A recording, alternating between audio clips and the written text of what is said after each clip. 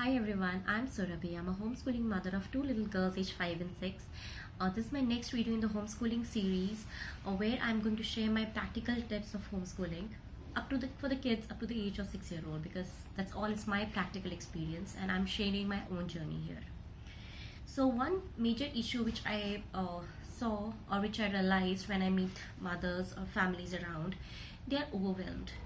Somewhere this education has become too much commercialized, too much competitive for this young age. I'm talking about only these young years, which need not to be. People are spending a lot of money. There are a lot of workbooks in the market. Amazon is filled of workbooks and people are ordering and forcing a child. And I see many parents complaining their child doesn't do this workbook, I cannot do this. I'm just telling that relax. Your child is not lagging in any race, okay? You should know what a child should know by the age of maybe 7 or 8 and then work backwards from it. That's what we did.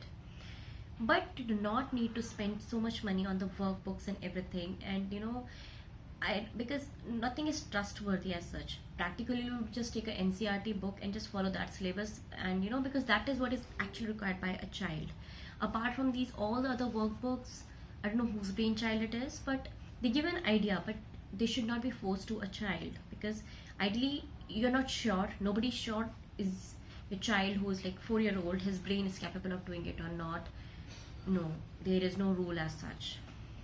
So to fix this problem of the overloading workbooks and that mental pressure that your child is lagging back, I also had gone through the same thing. When you're in the initial journey, somewhere you feel that because you have taken decision to homeschool, your child should not lag behind, and maybe that school going child knows more than your child. All those kind of concepts have come. So I came to make the concept of busy book, because I made myself, I call it DIY busy book. So what is a busy book? Busy book has a list of 10 to 12 activities made by you for your child, which have all kind of activities, but all these activities have an outcome. It impacts the child in one way, and this all is coming from the Montessori way of teaching, what I have learned all these years.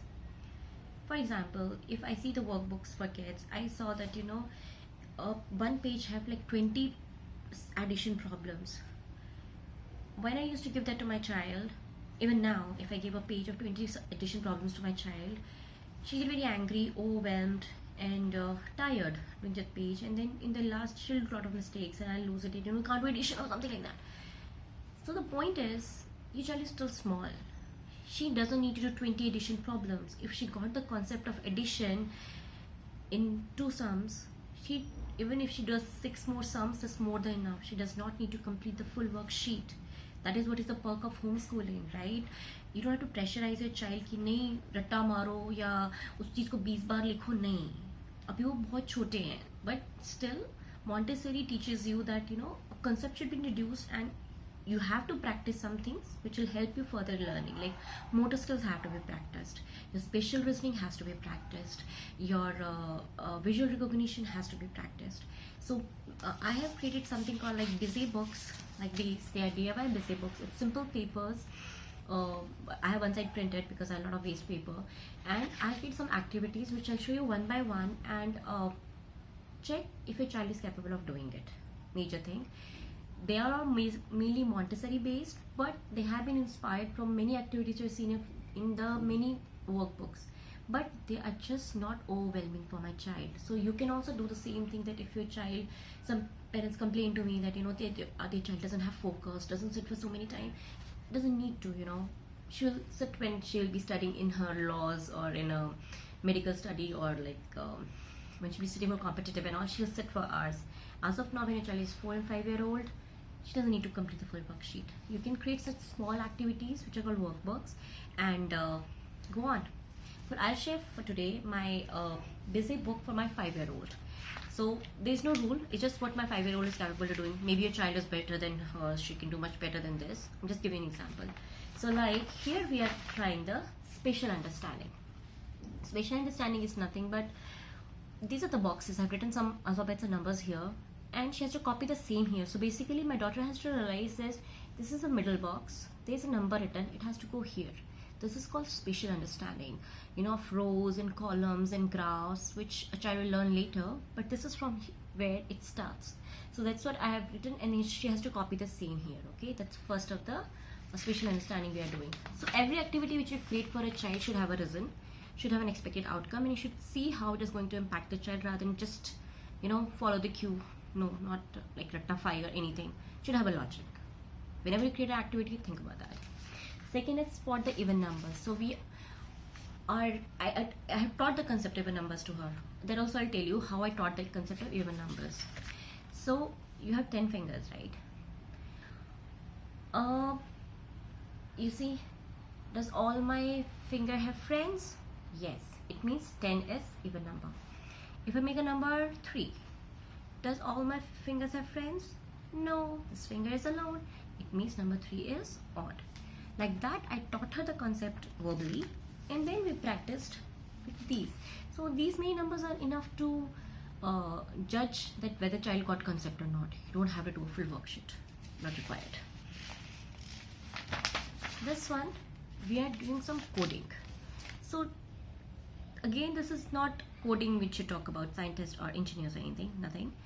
It is again rows and columns and basically a spatial coding. Okay, so my 5-year-old has been doing coding, this kind of coding for few months. So I have made a big box. Otherwise, when you start with a child, you can do 2 or 3 by matrix. So for like B2, this is B2. So again, before doing an activity, you explain the concept to a child. Maybe today you explain the concept that this is called row, this is your column, this is how this works, and maybe next year you give the activity to her. And like that, B2 is B2D, and then it will be a word dinosaur, and here will be another word like that. That's how we do decoding. Basically, again, we are doing nothing but spatial understanding. Now again, there's the next concept of spatial understanding. It's called copy the pattern. So I had made squares on both sides, and wherever my line goes, she has to draw the same thing. This is complicated. Trust me, it's complicated. You need a lot of focus, a lot of attention. But when you this kind of fun activities you give to a child who is not very focused or who is always running in, I tell you, be interested. Nobody like to do big worksheets, but these are the ones they love. Now we are practicing the simple CVC words. So in Phonics, you start with the 3-letter words. So like if it's at, can you tell me a word with at in the end? Okay, bat. Can you write bat here? Bubba. And then we are practicing writing as well as we are practicing different words. So again, you don't have to write 20 words. 4 or 5 words a day is more than enough. I know if they got the concept, they got the concept. Now this is again, we are teaching a concept of visual discrimination. So, why all these concepts are taught in Montessori is because when you're writing, when you're reading, you should have that focus. You should be able to isolate one word from another word. You should be, understand a paragraph, and you should see the words alone, all those concepts. So these visual understanding, spatial understanding, this all will help later in book reading or book writing or anything, So it's not we're having fun. No, it has an outcome.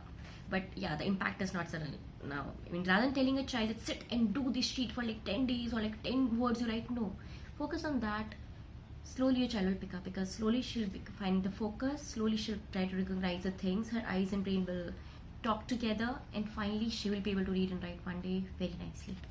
So again, I'm taking visual discrimination. So I just made some colors and some random patterns, and they have to match. So again, they have to focus that, if it is yellow, red, red, yellow, where is that matching? Oh, here.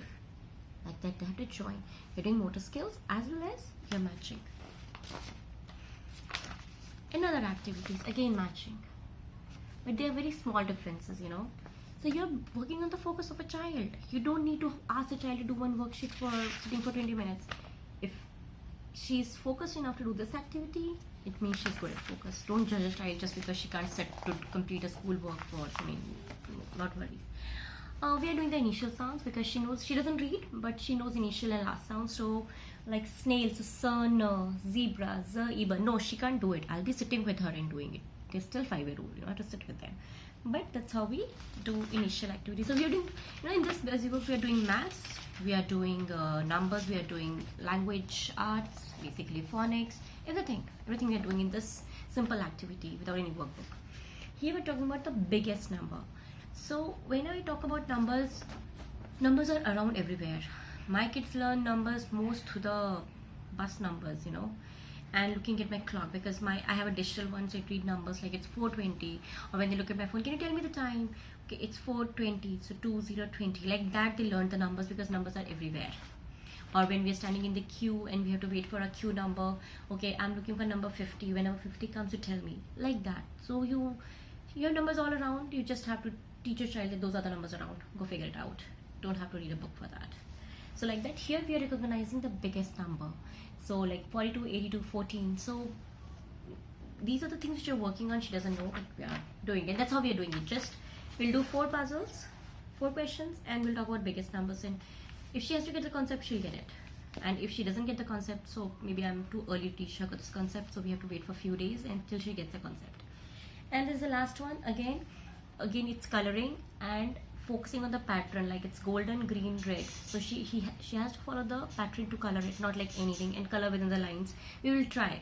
So it's not that I wanted to color within the lines for like artistic way.